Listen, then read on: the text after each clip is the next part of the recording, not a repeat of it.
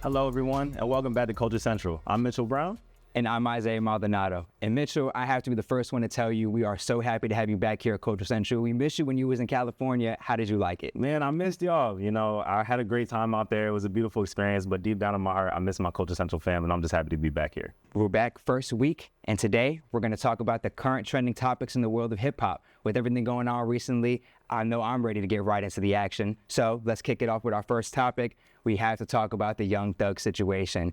There has been so much going on in the past few weeks. An extensive list of phone calls was leaked. I actually had to write down all the names because there's just so many people that he mentioned. Names, yeah. We got Drake, Kendrick Lamar, Future, Gunna, Glorilla, Andre 3000, J. Cole. The list goes on. Half the industry. Just half the industry he mentioned. Mitchell, what are your thoughts on this? You know, I personally believe if you are a peer of Young Thug in this situation, it's a slippery slope. And even as you mentioned, like, there's a lot of names that were missing in those calls.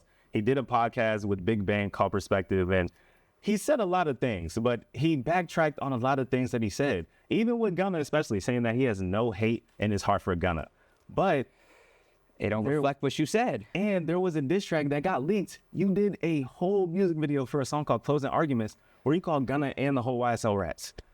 I don't really know if I can understand the words that you're saying right now. It's a tricky situation. Young Thug then took to Twitter to talk about how he feels like he wants to move on from this next chapter and look forward. He dropped a 7-minute song called Miss My Dogs, apologizing to Mariah the Scientist. In the first verse, we heard him apologize to Drake, 21 Savage.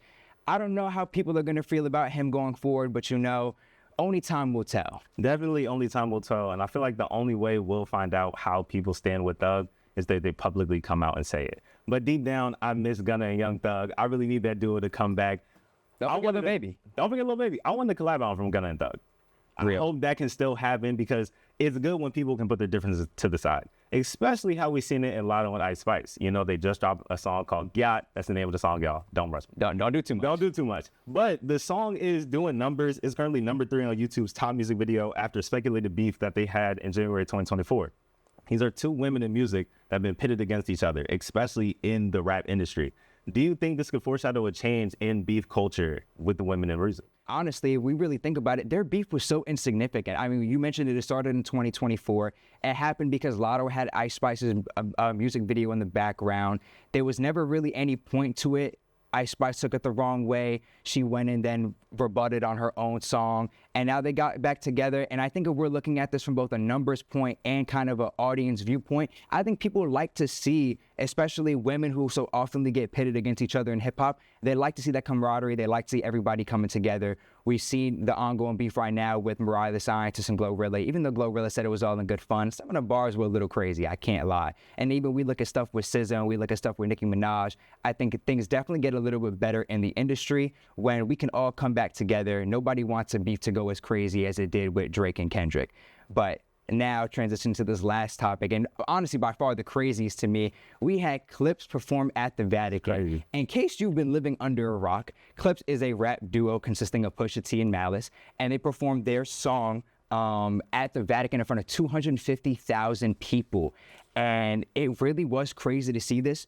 Mitch, I'm gonna let you take this because we know Malice's background. I'm gonna let you take that. No, yeah, I think this is a beautiful thing for Malice, especially coming from his background of leaving the Clipse in 2010 to follow his faith, to then coming back to music with his father's blessing, to performing at the Vatican.